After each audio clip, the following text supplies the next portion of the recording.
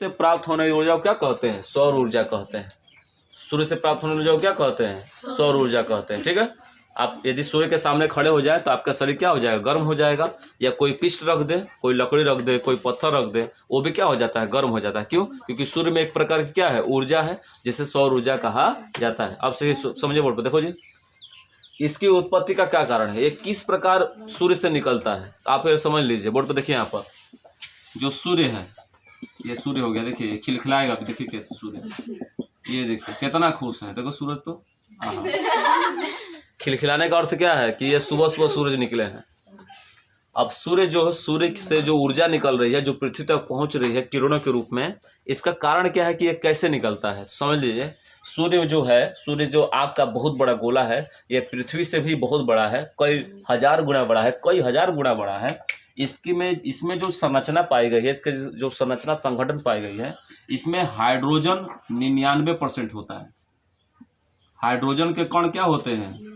99% होते हैं। हाइड्रोजन हमारे पढ़े हो ना जी, हाइड्रोजन गैस सबसे हल्की गैस कौन होती है? हाइड्रोजन गैस होती है। तो हाइड्रोजन गैस में जो कण होते हैं उसे हाइड्रोजन कण कहते हैं। और सूर्य में 99% क्या है आपका? हाइड्रोजन गैस यानी कण है। और 1% में अन्य कण मौजूद है। इसमें अन्य कणों में सबसे पहला कण क्या आता है? हीलियम कण आता है। और पढ़े हो केमिस्ट्री, हीलियम का संकेत क्या होता है? He होता है। अब समझिएगा, हाइड्रोजन इसमें क्या होता है? सुनो, इसमें एक क्रिया होती है जिसके कारण इसकी अपार ऊर्जा मिलती रहती है, उसको कहते हैं नाभिकीय संलयन की क्रिया। आपसे कोई बोलेगा कि सूर्य की अपार ऊर्जा का कारण क्या है? क्या बताओगे? नाभिकीय संलयन। नाभिकीय संलयन के कारण सूर्य से अपार ऊर्जा हमको क्या होती है? प्राप्त होती रहती है। नाभिकीय संलयन क्या है समझिएगा, बोर्ड पर देखिए। यहाँ पर हाइड्रोजन के 4 नाभिक H+H+H+H जोड़ का क्या बनाते हैं? हीलियम का एक नाभिक बनाते हैं। इसमें क्या होता है कि कंपनी में काम होता रहता है, 4 हाइड्रोजन मिलकर क्या बनाते हैं? हीलियम का एक नाभिक बनाते रहते हैं। इस क्रिया में ये जो क्रिया करते हैं, जिसमें हाइड्रोजन 4 हाइड्रोजन जोड़ कर क्या बनाते हैं? हीलियम का एक नाभिक बनाते हैं। इस क्रिया में अपार ऊर्जा क्या होती है? मुक्त होती है।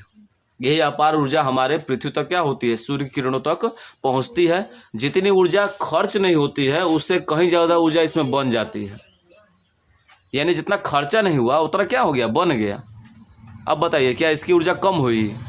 बढ़ रही है, लगातार बढ़ रही है। जैसे मान लो हम लोग कहेंगे कि हमारे गुलरी का फूल पढ़ते हैं, वो कहानी सुने होंगे गुलरी का फूल वाला। एक दही वाला दही बेच रहा था, तो उसके दही के मतलब ढक्कन हटकर उसमें गुलरी का फूल पड़ गया। वो दिन भर दही बेचा, उसका दही खत्म नहीं हुआ। बेच रहा है, बढ़ते जा रहा है, बेच रहा है, बढ़ते जा रहा है, बेच रहा है, बढ़ते जा रहा है। वही हाल यहाँ भी है। हमको लगता है कि सूर्य में गुलरी का फूल पड़ गया है। क्या पड़ गया है? गुलरी का फूल। गुलर देखो ना, गुलर, उसी में एक फूल उगता है जिसको कोई लोग, हमारे यहाँ कथाएं हैं कि गुलरी का फूल कोई देखता नहीं है। गुलर का जो फूल होता है वो रात के समय कभी कभी एकांक दिन पर वो क्या होता है? उगता है और वो ख़त्म भी हो जाता है। उसका फूल नीचे गिरा हुआ आप नहीं पाएंगे। हमारे यहाँ कथाएं हैं कि अगर ये गुलरी का फूल किसी चीज़ में डाल दिया जाए तो वो क्या रहता है? अनवरत बना रहता है, उसको कभी क्षय किया नहीं जा सकता है। हमारे यहाँ कथाएं चलती हैं। तो इसी कथा पे एक सुना दिए थे कि एक दही वाला था और दही बेचा था मूड़ी पर रख कर, तो उस दही में क्या गिर गया? गुलरी का फूल पड़ गया और वो दहिया कभी खत्म नहीं हुआ और दही बेच कर अमीर बन गया। तो आप लोग ऐसा करिए। आप लोग क्या करिए, मटका ले लीजिए और उसमें थोड़ा सा ढक्कन खोल कर छोड़ दीजिए, गुलरी का फूल का चक्कर लगाइए, पता नहीं देखिए कब फूल गिरेगा। ठीक है, देखें यहाँ पर।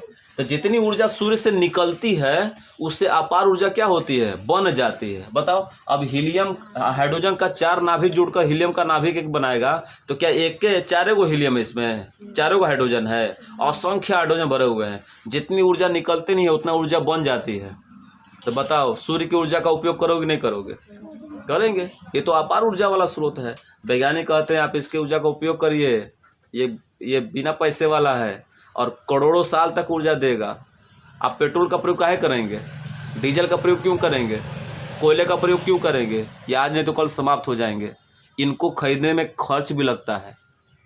कोयला फ्री में मिलेगा क्या?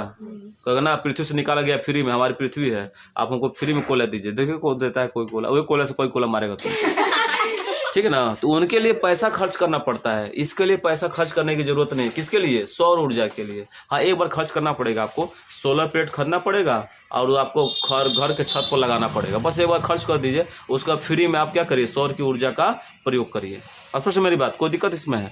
तो नाभिक के संलयन के कारण सूर्य की अपार ऊर्जा क्या होती है, उत्पन्न होती है। इसी नाभिक के संलयन के कारण अपार ऊर्जा मुक्त होने के कारण वैज्ञानिक कहते हैं कि सूर्य केवल अभी नहीं, करोड़ों साल तक पृथ्वी को ऊर्जा देता रहेगा और जो मानव समाज है वे इसकी ऊर्जा का उपयोग लगातार करें। अन्य संसाधन सीमित है, ये आज नहीं तो कल समाप्त हो जाएंगे, उनका प्रयोग थोड़ा कम करिए लेकिन कम करिए। लेकिन सबसे ज़्यादा किसका प्रयोग करिए? सौर ऊर्जा का। सूर्य से प्राप्त होने वाली ऊर्जा को क्या कहते हैं? सौर ऊर्जा कहा जाता है। किसी को दिक्कत?